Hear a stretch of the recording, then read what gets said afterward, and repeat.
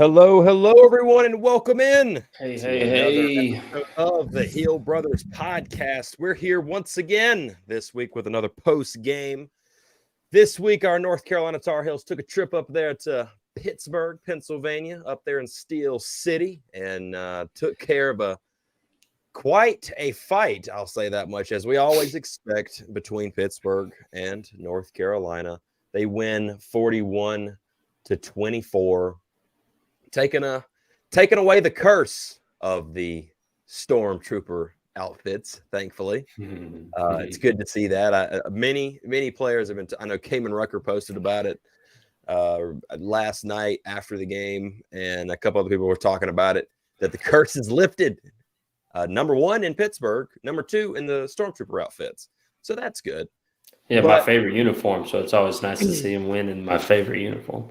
Yeah, I know they showed up and showed out for you over there, and those brand. I mean, look clean too, dude.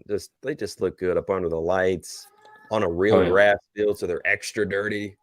Oh, I caught it too. We was talking about it like the week, like 4 or 5. Like as soon as the game ended, like wonder what kind of uniforms they're going to wear. I was like, be a perfect time for the Stormtroopers. Yeah, sure enough, they got them out there. They rolled them out, and it's good when you can. Win games decisively and dominantly and also still look pretty while you do it. At least I like that. That's good stuff. Well, let's dive into this game, dude. Let's get it. First off, there was no Willie Lampkin up front this game. And also no Elijah Green as a backup running back. Don't know what was going on with him, but both of those. Oh, and I don't think he made the trip. I don't think Elijah Green made the trip. I don't think he did. Elijah Green and Gavin Blackwell also in concussion protocol, which I figured he wasn't playing. There's no way he was playing after everything that happened on the Saturday against Minnesota. But thankfully, the Tar Heels didn't need either one of them. Now, I think Drake May would have liked to have had Willie Lampkin a little bit because North Carolina did give up 5 sacks. Well, no, I don't. More or less, I think Drake May. I think Marion Hampton and British Brooks would have liked to have had Willie Lampkin because I think that's where most of our running powers is going to come from when we get the left side of that offensive line healthy and let Diego Pounds and Willie Lampkin just make holes like they did against App State. Yeah, so I think that'll benefit the running game as well. Ed Montelis was back this week, but I think he was playing on a wounded wing, if you will, a messed up will because he got hurt a little bit in the game and he was already, iffy this week. I don't think he saw the field much last week. Him and Adorno as well. Did Adorno play this game? I think he did. I'm pretty sure he did. I'm pretty sure Adorno played. I thought I saw his number flying around out there, but no Willie Lampkin, no Gavin. North Carolina didn't need him. Went out there, and at first it looked like, oh boy, here we go. First couple of drives for Pittsburgh, 2 touchdowns back to back. Boom. It was back and forth, 7-0, 7-7, 14-7. Yeah, Jerkovich couldn't miss. He looked like Boston College Jerkovich all of a sudden. Again, you're starting to get worried. It's like, oh man, primetime game. Yeah, I was finally caught up with the Heels, and sure enough, they answered back, dude. They stepped up and answered the call and answered that bell. Very, very surprisingly, 157 yards, I believe, 154 yards allowed in the first quarter. Only 80 some odd in the next 2 or 3 after that. That's pretty damn good. You have a defense that gets punched in the mouth immediately by Pitt's offense, and the Pitt's defense, we already knew they were coming with everything. They tried to crack some brothers. They got at Drake. They cracked him a few times. I know Drake's very excited. This is a bye week because he took some shots, man. He really did. JJ Jones played great. I think personally, he did a great job. Getting those little toe touches. Catching a ball out of bounds, making sure he gets that foot down. That right there can really change 117. Yeah, I mean that's pretty daggum good, man. JJ was on one. Nate McCullum was, kind of targeted and a lot by the Pitt's defense trying to keep him from getting out and running out and doing what he did against Minnesota. Now Yeah, they've they got to get really. on him and saw how they wanted to I think use they him. really dedicated 2 players to McCollum this week. And when they do that, then they definitely got to find another wide receiver to. It's got to step up there. And J.J. Jones really made the splash this week. It seems like it's a different receiver every week through the first 4. Yeah, and that makes it hard on defenses because you got to honor everybody. Mm-hmm. Every receiver on the field, heck, you got to honor them.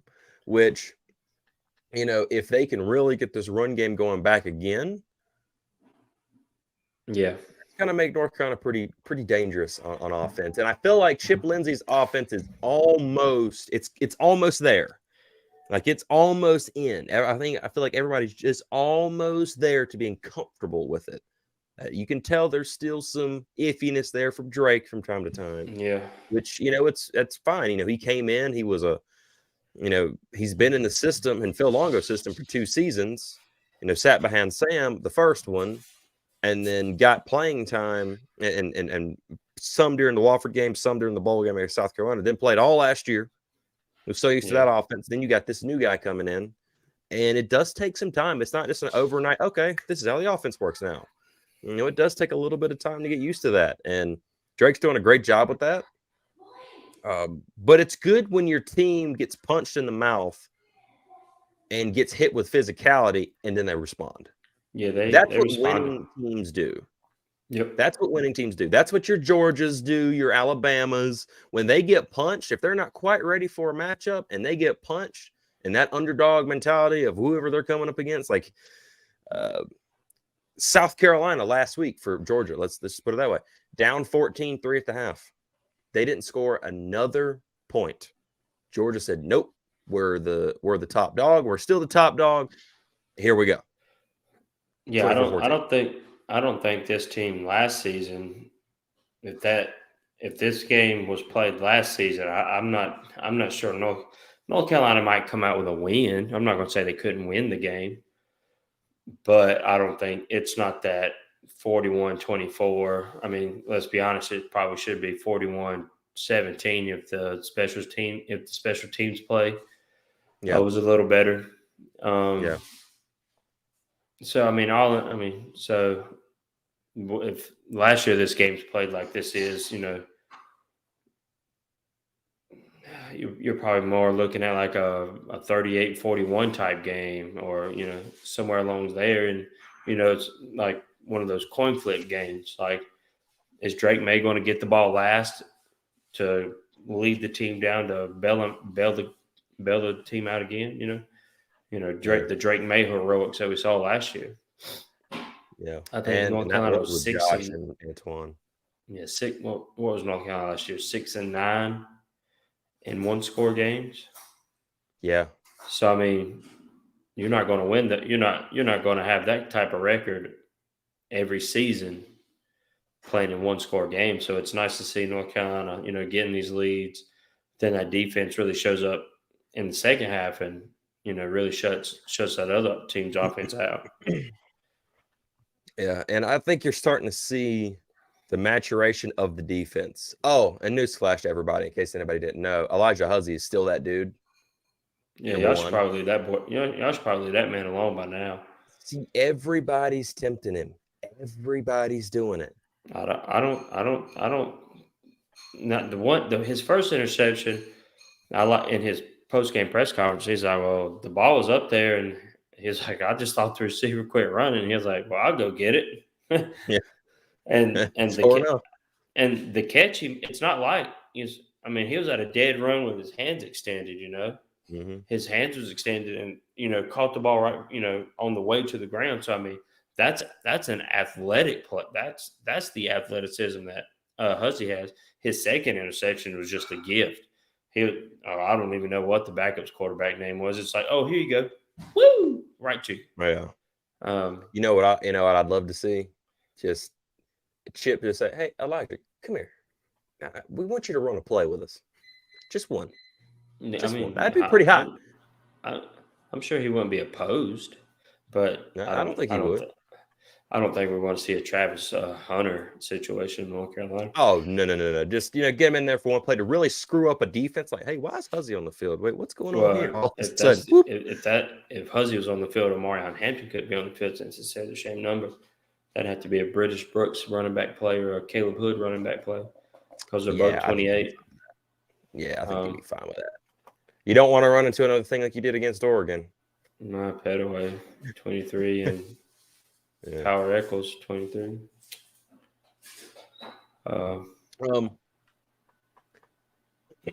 Let's hit defense first. I like the defense. Defense is fun. What'd you see out of them this game, dude? Because I'll be honest with you, they first off started to worry me with this run defense. Starting to worry me a little bit. The run defense, I think they got to straighten it up a little bit. But Tayon Holloway got ejected right there at the end of the half. Nobody saw that play, by the way. Yeah, I really don't know what the heck happened. There's no coverage of it. Yeah, there's no coverage of it. It's like you saw the guy catch the ball, then the screen went black for a second. Next thing you know, Tayon's getting ejected, and Dracovic is, I don't know.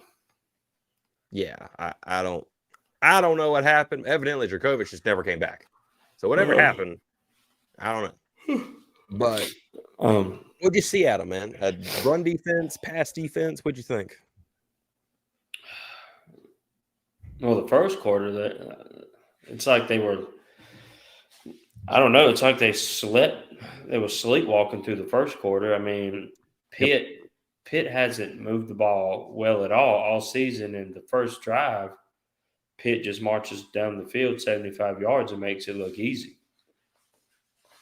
Yeah. And then you're like, okay, well, hopefully they're awake now. Then Drake May and the offense comes down and answers immediately. Then Dracovic comes back out and leads them down the field again for another touchdown. You're sitting at 14-7, crowd's going crazy, and you're like, oh no, this is going to be one of those games. Yeah. And Matt Brown said, we're not good enough to have a trap game, so this can't be a trap game. But then that's what he says in his press conferences, but then you actually get to the game and it's like, oh God, this is going to be one of those quote unquote lay an egg trap games. But fortunately, after that 14 points, and I think they get a field goal in the second quarter. I believe it was the second quarter they got that field goal. But after the first quarter, I thought the defense really pulled their boots up by the straps, and ended up causing 3 turnovers, 2 interceptions, 1 fumble. Well, actually, they forced 2 fumbles, but only 1 was recovered. They only recovered 1. Right. Which it looked like the opposing QB wanted no part of as soon as he realized that ball was on the ground.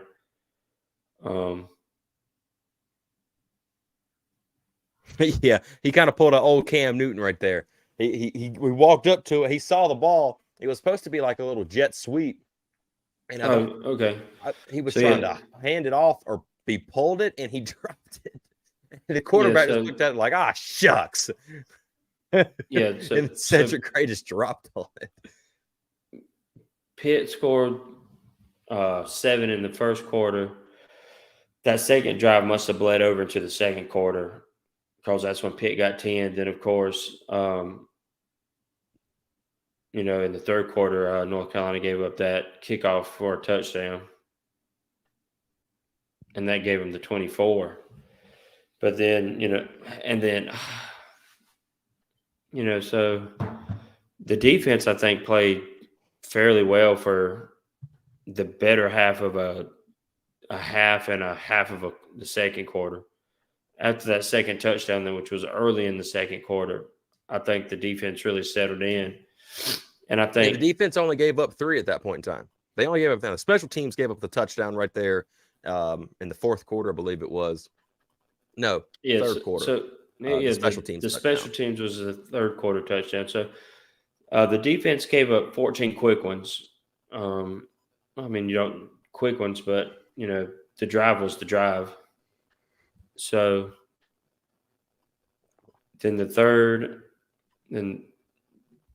field goal, first field goal was right there towards the end of the second half, or the second quarter. Jesus Christ, the end of the second quarter. But then I'm looking at all these numbers on my phone, and I'm just messing me all up. Pulled up too. But yeah, so the entire second half, the defense didn't give Pittsburgh anything the entire second half. And even when the special teams, I felt was trying to, the special teams punt unit let the ball get blocked, the punt got blocked. And then the very next play, it's like Pittsburgh's like, well, I don't want it either. So Cedric Gray's like, oh, I'll take it. Yeah. Which was nice because, good. Good on the defense. The defense really didn't do not much because the quarterback and the running back just couldn't decide who wanted the ball more. So they just dropped it and said, y'all take it. Well, let me ask you a question. Let's compare defenses right now. So on the night, Pittsburgh had 5 sacks, 9 TFLs. North Carolina left with 2 sacks, 5 TFLs. Mm-hmm. Why is there such a differential there? If North Carolina is the better team, and Pittsburgh's defense is a little bit down than what they're normally used to, where's the difference here? Is that more on the defense or is that more on our line? Well, our O-line is a little banged up, especially on the interior. You got a true freshman. Is he true freshman? Diego Penzi, a true freshman or redshirt freshman? Redshirt. So he's redshirt. So he's basically a freshman. Yeah. In terms of game experience. So you got him on the edge, and Pitt brought a lot. You watched the game, but I don't know how. But Pitt brought a lot of 1 or 2 men extra.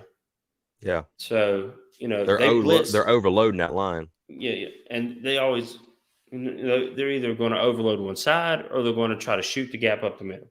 Yeah. And there, in the beginning of the game, when North Carolina was having a little bit of struggles, they were picking on Diego Pounds' side, not necessarily picking on him per se, but it was going after his side, overloading that side and making him make decisions. Do I take the guy out wide? Do I take the guy closer? And, having to make a decision. Do I let the guy out wide go? Or, you got to choose one.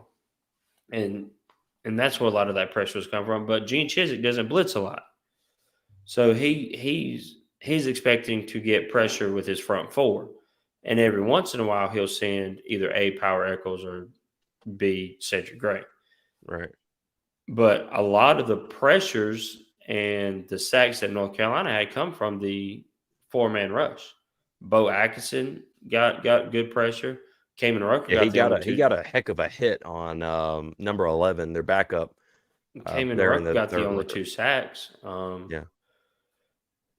So I think it's just a thing of scheme, more or less, for the pressure versus O-line versus D-line. Because I think 4 on our 6, I don't think they was whipping us. I think it's when they brought the extra men on the blitz. You can only block so many for so long, and Drake didn't necessarily sometimes hold on to the ball too long. Well, he has had an issue doing that. So a couple of those sacks are going to be on him, but yeah, and they always sell out every single game. They're going to stop the run. They're going to stop the run immediately. That's what they're going to do, and then. Not only that, they're going to try and shoot as many guys up the gap as much as possible to get to Drake and get him down. They wanted to knock him down. If they hit him, they didn't care if he got back up or not. To use one of their old linebackers' quotes there, they wanted to get after him, and they know. Well, I think you saw that on that 2 hands to the face trick play. Well, you wasn't there for it, but oh yeah, so. One thing we saw what happened in South Carolina. Obviously, you can't expect that every game. That's just absolutely astronomical and ridiculous. But at the same time, we haven't saw numbers close to that anytime since. Now, good, we've been getting some. We got, I think, 1 sack against Minnesota. That was Jacoby Cowan. Then you got the 2 this past week, last night from Cayman. You're getting some more TFLs, which is good. So the defense is improved. But do you think the defense is improved to a level that they can go play big-time games against big-time opponents? Well, I mean, they've got 11 sacks already on the season. They only had 17 last season. 17 and they should 13, have 12. 13 games? 9, 10. Yeah, okay. Yeah, 12. 2, 1, and 9. Mm-hmm. Yeah, 12. So you're only five short of what they accrued all of last season in 13 games, and you got in 12 and 4. Mm-hmm. It's not – the defensive line is playing fine. It's just all about what the offense is. I mean, as soon as the next 2-3 opponents, as soon as they see what the defense done to South Carolina, you saw what App State game plan was. The quarterback's not holding the ball. Yeah, get the And ball. even in the Pittsburgh game, the Djokovic came out throwing quick hitters out into the flats, and you're not going to get to the quarterback like you want to when he's a 3-step drop. It's just not going to happen. Same thing with Minnesota. They're not a big runner. App State and Minnesota are not big. Just throw it 30 times. Throw it 30, 35, 40 times a game. Oh, no. Yeah. They're going to run. They're going to run. They're going to run. They're going to run. So you're not going to get the sacks and the pressures. Until you face a team that wants to throw the ball 30, 45 times, you're not going to see, the defensive line is not going to necessarily have that ability to go get, 9 sacks. That's just ridiculous. Yeah. If you get 2 or 3 sacks a game, just sacks, that's fine. 2 sacks a game is fine. It's more or less about the number 2 times 12 is 24. That's 24 sacks right there. that's not too bad. To me, it's more about how many times you hit the quarterback, you hurried the quarterback, or you got pressures on the quarterback. It's not all. The sacks are great, and they're fantastic because statistics show if you sack a quarterback on first or second down, the chances of them getting the first down drop significantly.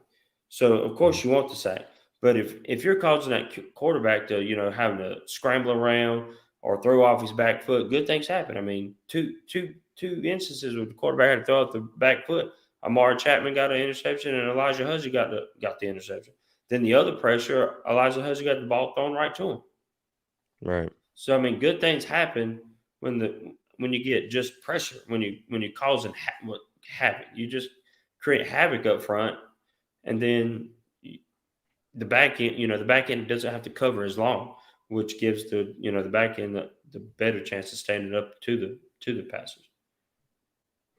No, actually, I agree with you. I do think the defensive line's playing a little bit better. My star of the defensive line so far has been Des Evans. I think Des Evans is causing way more havoc than people realize. He's the one getting in there, putting a lot of pressure on the quarterbacks, stopping some plays. Not Elijah Huzzy, but Amari Chapman last game against Minnesota got his interception because of Des Evans just right there in dude's face, and he just threw it up as a prayer and right in Armani Chapman's hands. I think my biggest question is scheming, and like we mentioned earlier, Gene Chizik doesn't like to blitz too often.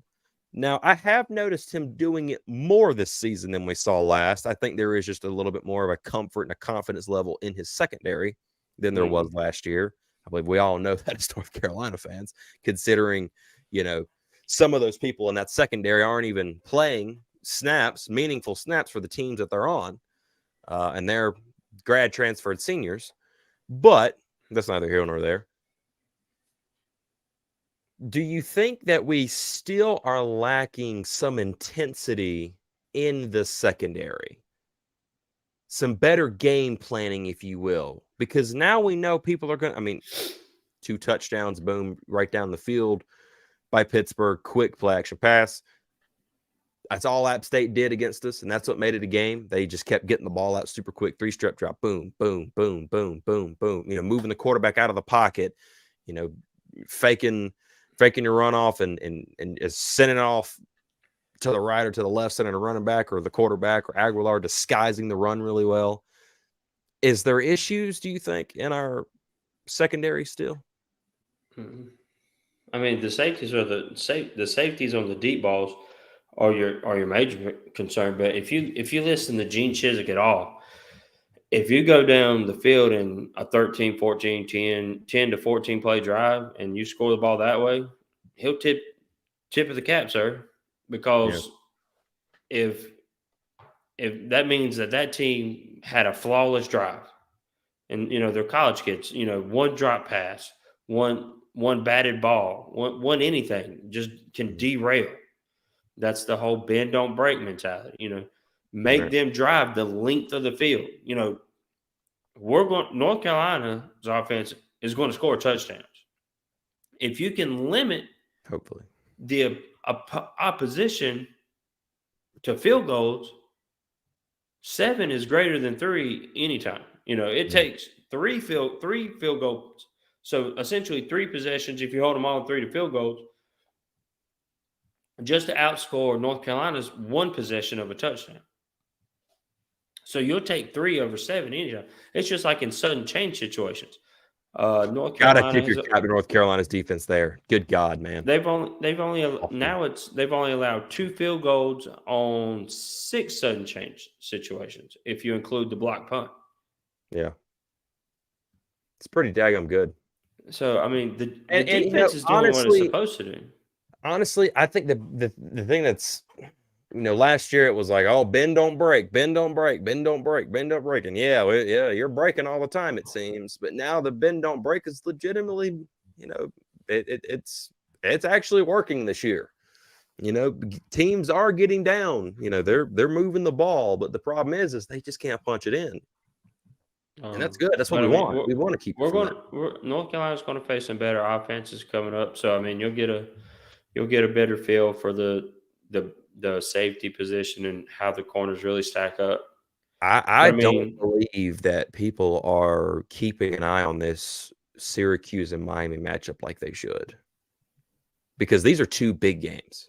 I don't care what anybody says. These are 2 really big games. Syracuse, a very, very good squad. They're very solid.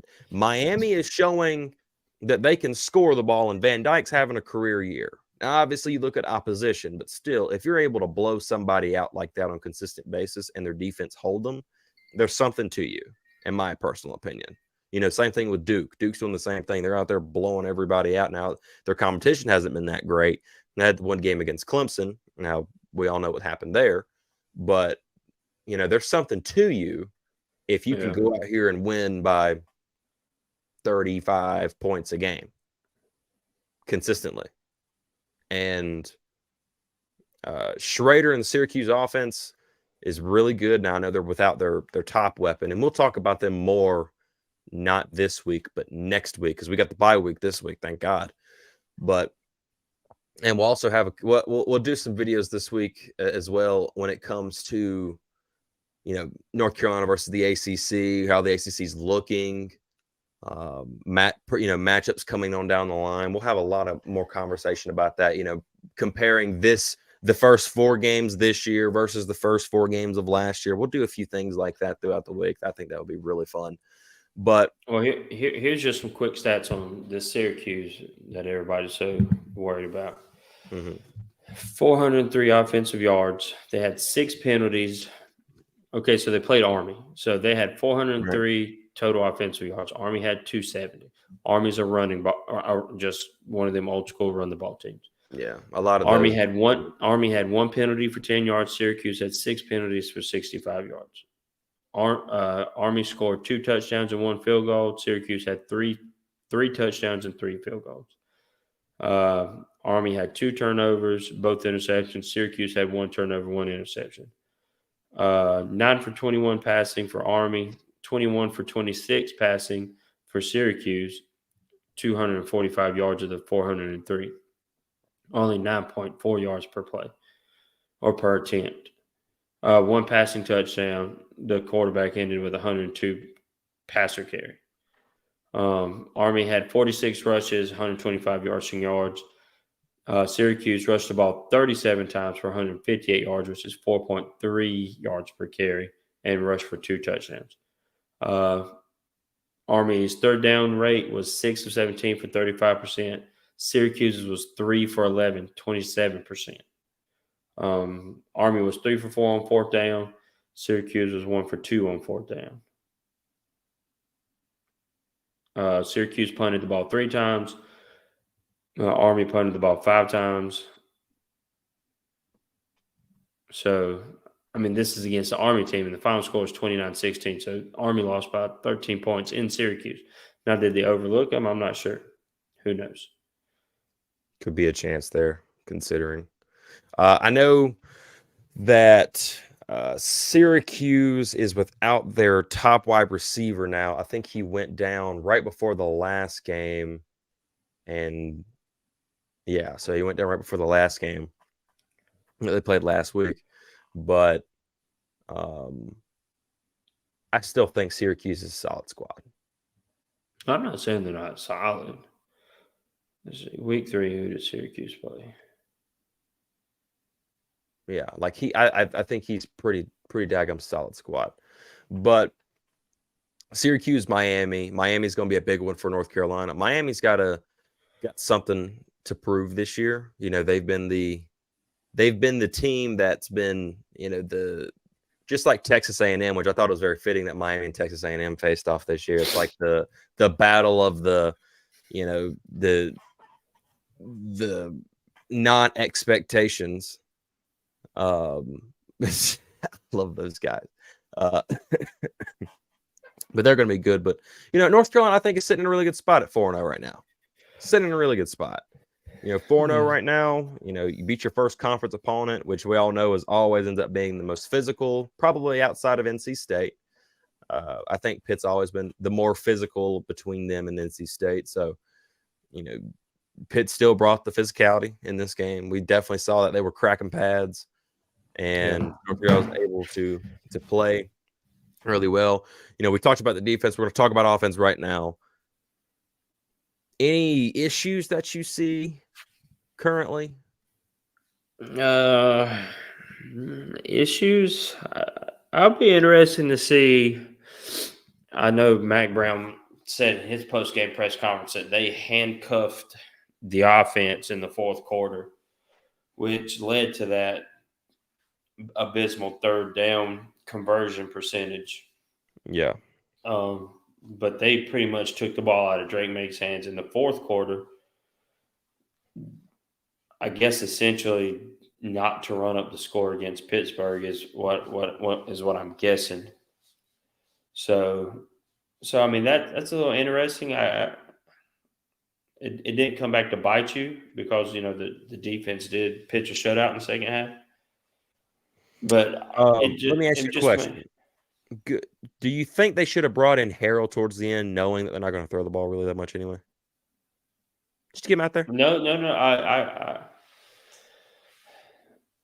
No, because if you're going to bring in Connor Harrell, you're going to want to see what he can do through the air. You know what you have. You know what the running game is going to look the same whether it's Drake handing in the ball or Connor Harrell is handing in the ball. That's really no different. You know, on a handoff, Drake Maye's not getting touched.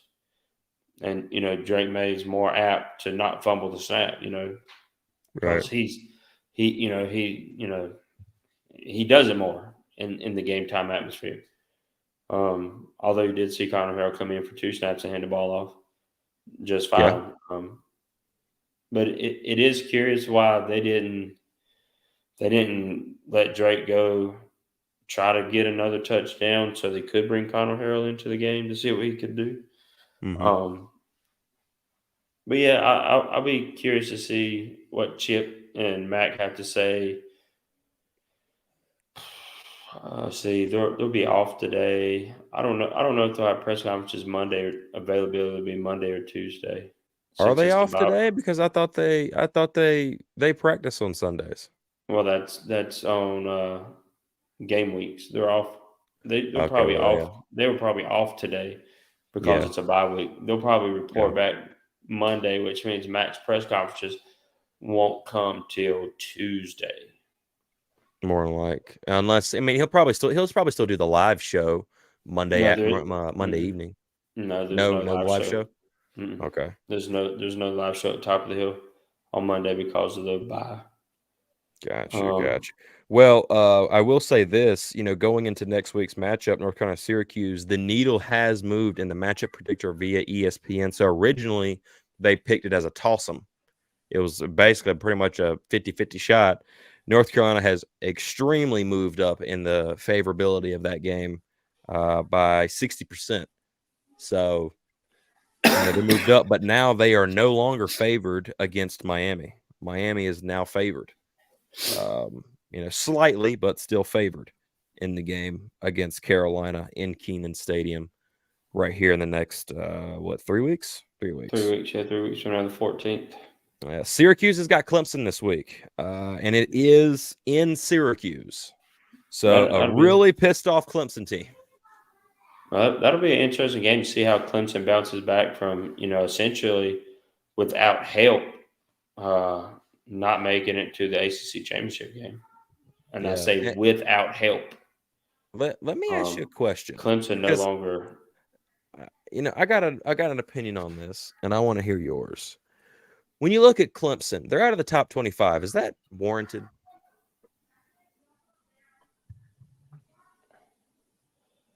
I mean, they lost to an unranked Duke team.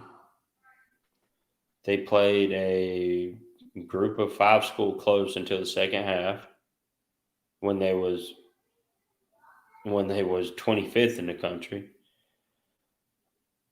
So what was week 3? Who was their week 3 matchup? They blew out not Charleston Southern. Was it Charleston Southern? No, that was the week before.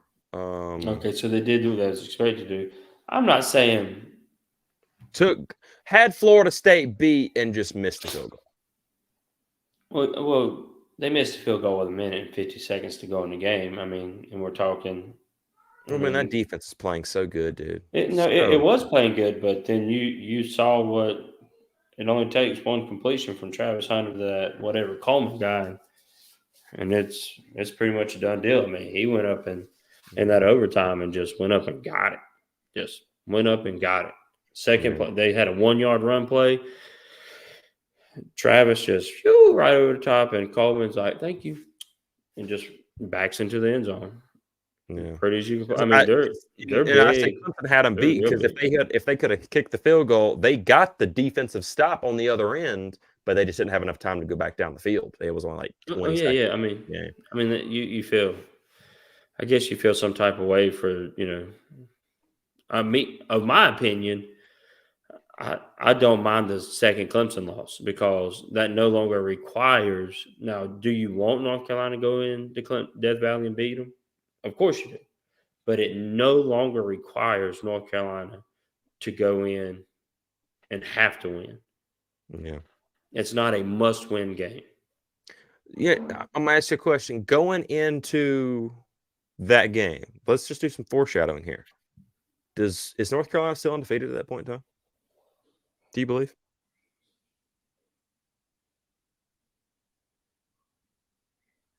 North Carolina, Syracuse, Miami, Georgia Tech, Virginia, Campbell, Virginia, Duke. Until Miami proves something, proves that they're good enough to beat North Carolina, I still think Duke is going to be the toughest game before Clemson, and it's the week before Clemson. You know what I'm saying? Yeah.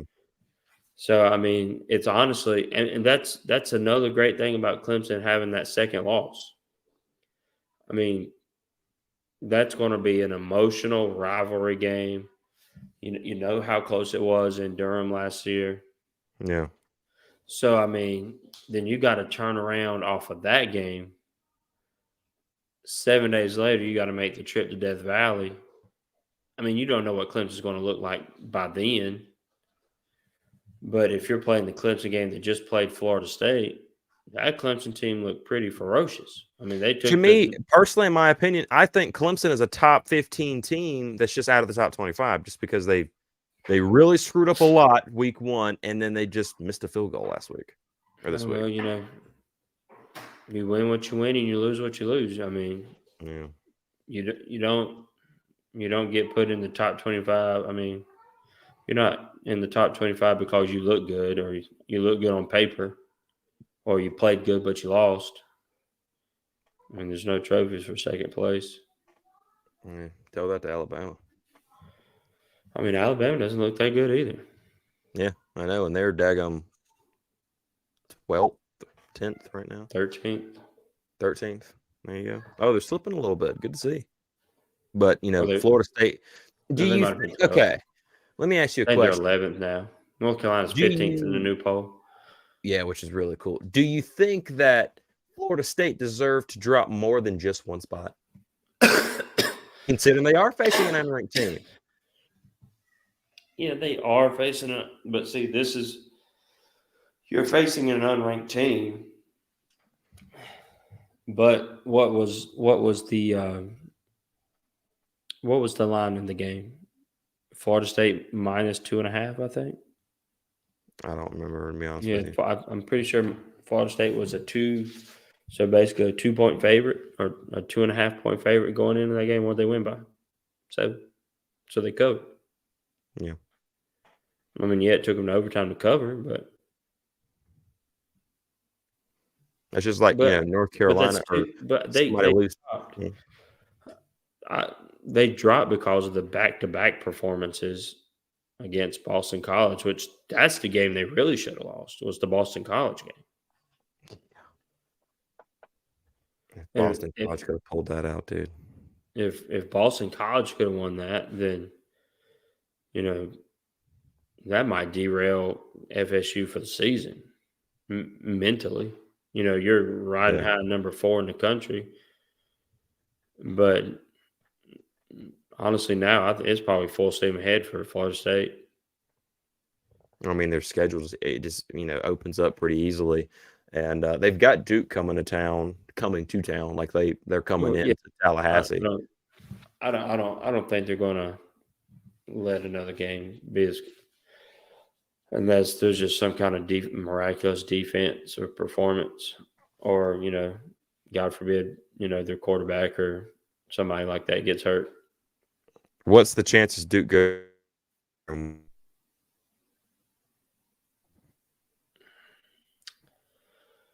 Again, I don't. I mean, Duke played Clemson, but the jury's still out at Clemson. Clemson played their best game last night. They didn't play their best. They didn't play their best game against Duke. I think if Clemson plays their best game against Duke, what's crazy is they played their best game, but then just consistently just gave the ball up at the wrong times. I mean, yeah. I mean, they were 100. I mean, it's pretty daggum good.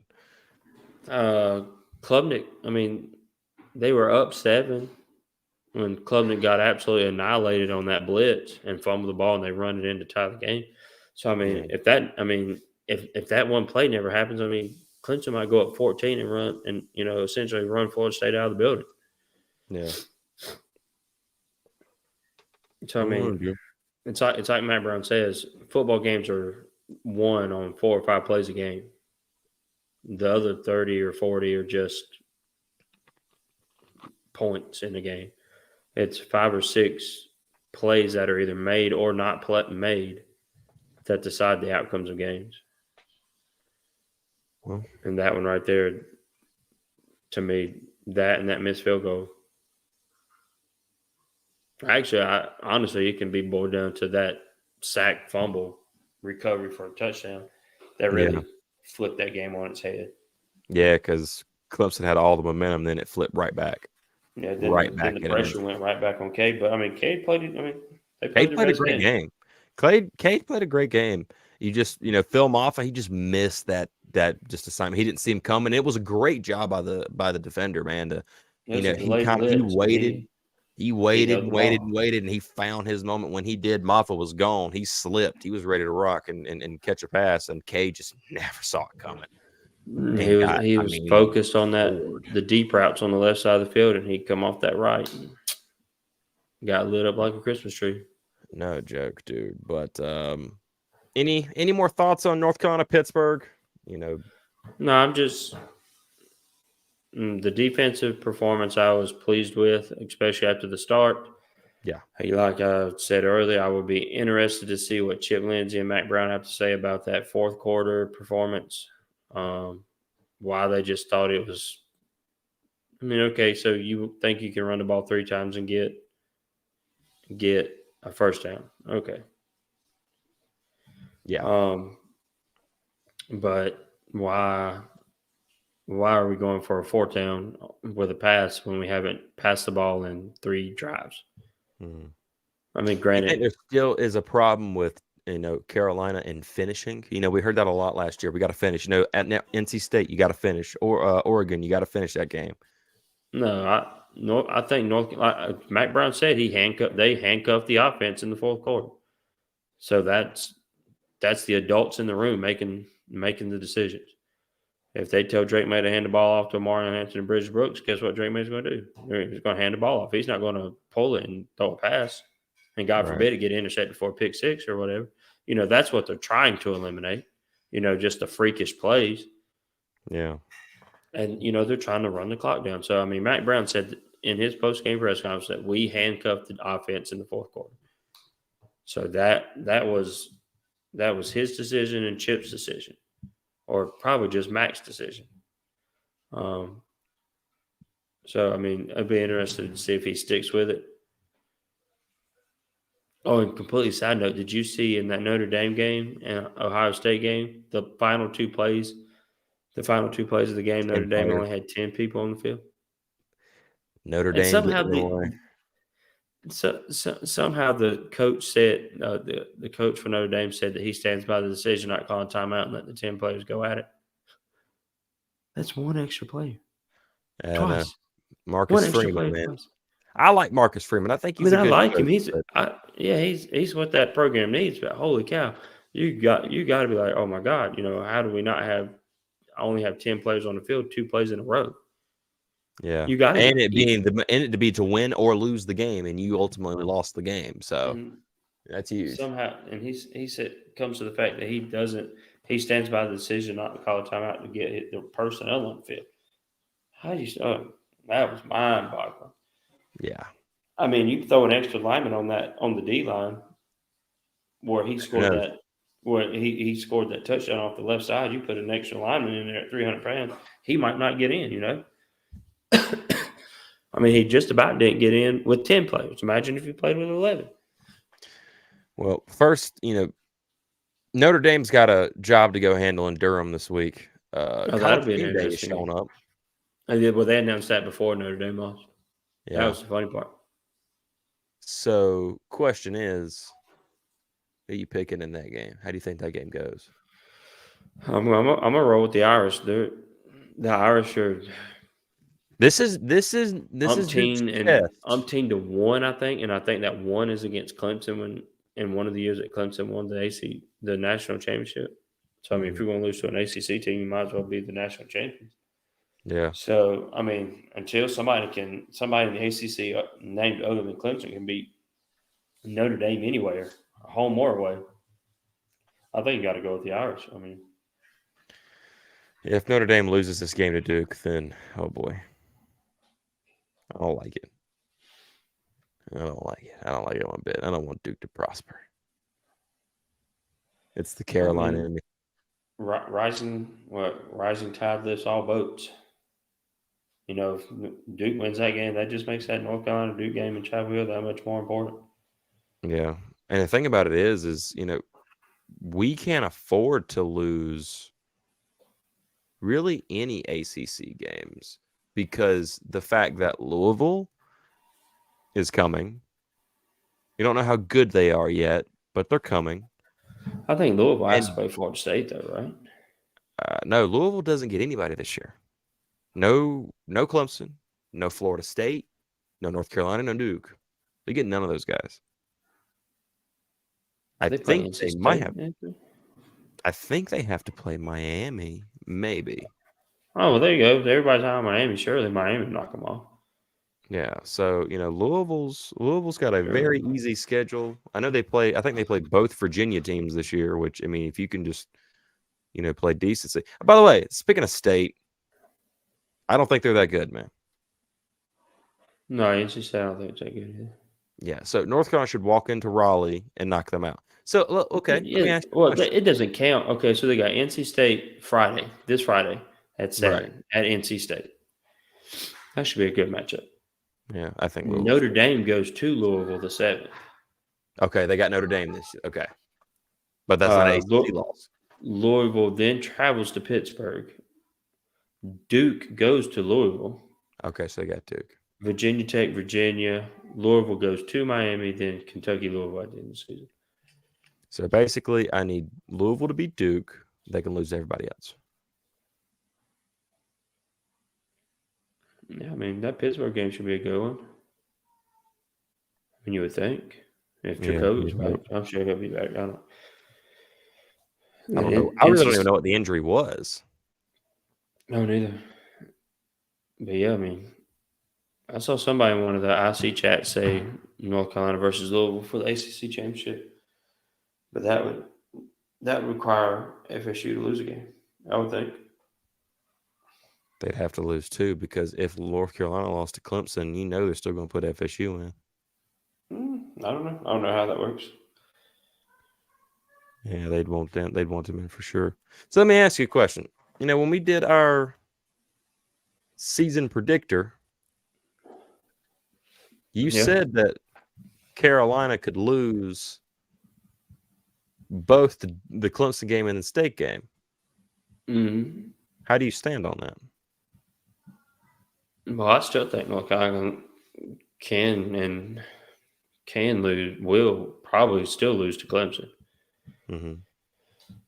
The NC State game, it's a rivalry game, man. It's just a coin flip. It's Dave Duran, is that his name? Duran? Yeah. Doran? Dave Doran. Yeah. I mean, he gets them fired up. And North Carolina's had a better team 4 years in a row. And the past 2 years hasn't went North Carolina's way. Those games always tend to be weird. Something weird happens. So, I mean, North Carolina can still go into NC State, especially after having to play, Duke, Clemson, coming off those two games. I mean, you come out, just say, for instance, you win those two games. North Carolina State is going to want nothing more than to give North Carolina probably either their first or worst case scenario, their second loss of the season to knock them out of the football, the ACC championship. Mm-hmm. And don't let them come in. You just got to hope the team wants it that much more to get there, to win that. And but don't let UNC come in NC State undefeated. That place will be a madhouse. Mm-hmm. Yeah, honestly, there's a madhouse no matter what. By the way, I'm looking at predictors again. From ESPN. North Carolina is still heavily, heavily favored against Duke. They are also very close to a coin flip with Clemson in the predictor there. That's pretty cool. It is, but their defensive line is elite, man. And you saw them get their after. Defensive line is great, and the thing about it is they got a true freshman number 12. Forgot what that dude's name was. Friggin' awesome, man. And you saw him get after Travis, and I mean that's the best game they played. Now, I mean, they got one or two decisions. You keep fighting and hope you get some help from other teams, or you just kind of fold in the tents, and we'll see you next year. Yeah, and I don't see Dabo letting the team fold in the tents. Yeah, Dabo's gonna have something to say about that, but I just wonder, you can say anything you want to a team. It's to the team themselves that'll really dictate that. But yeah, that's just how that is. But Clemson's remaining schedule right now, so far as it sits, is they're on the road this week at Syracuse. Then they're at home the following week against Wake Forest. That's next week. Then they got Miami themselves. As actually, a matter of fact, they got Miami right after we do. They got a bye week the week that we play Miami on the 14th, and they're back again the 21st to play Miami. Then they're at NC State. Notre Dame comes to town. Georgia Tech comes to town. Carolina comes to town, and then they're on the road to South Carolina. Let me ask you a question. You think South Carolina beats Clemson again this year? No, I don't think so. I don't think so either. I don't know. And the reason I say that is if Georgia was having issues with, but I mean, Carolina, like South Carolina always plays Georgia really hard. So give them credit there. South Carolina did win against Mississippi State, right? They did win that game, right? 37-30. Okay. That's what I was thinking. I thought I saw that. I want to say they were 14-point favorites, 20-point favorites. Yeah. Maybe. Yeah, could be overestimating that.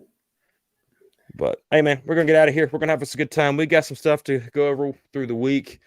Got a bye week this week, so no football for us this week. We can kind of sit back and, no football as a fan. We can just kind of sit back as a great watcher of college football and enjoy ourselves. Root for the teams we want to win. Notre Dame. I'm an Irish fan this week. I'm looking forward to the Irish and what they do this week. That'll be interesting. I think Notre Dame comes in really pissed off and just. I think Marcus Freeman will have them ready. I mean, they're a well-coached football team. Oh, yeah, very well coached. Very well coached. Marcus Freeman's awesome. I really like Marcus Freeman. Honestly, if we had a chance to get him whenever it was time for Max to retire again, I wouldn't mind having him. That'd be a hard sell. Yeah. I don't know. We'll cross that bridge when it comes. But, hey, dude, this game's over with. 4-0 North Carolina. It's the first time we've been able to say that since, before 97. Yeah. Before I was 8 even years on old. the planet. Yeah. 8 years old. A wee little whippersnapper you are. Just a wee little lad. But it's good to see that. Hopefully next week or the week after next now, I guess I can say, start off October right, hopefully with a win against Syracuse. Yeah, we didn't even talk about the fact that Mac Brown's 1-5 coming off bye weeks. I don't want to talk. We'll talk about that next week. I don't want to talk about it right now. Another thing, Syracuse. There you go, bro. Who knows? Maybe they're the team. I hope not, man. Anyway, thank you all for watching. Thank you all for being here. Appreciate you all. And go Heels. Oh, yeah. Go Heels.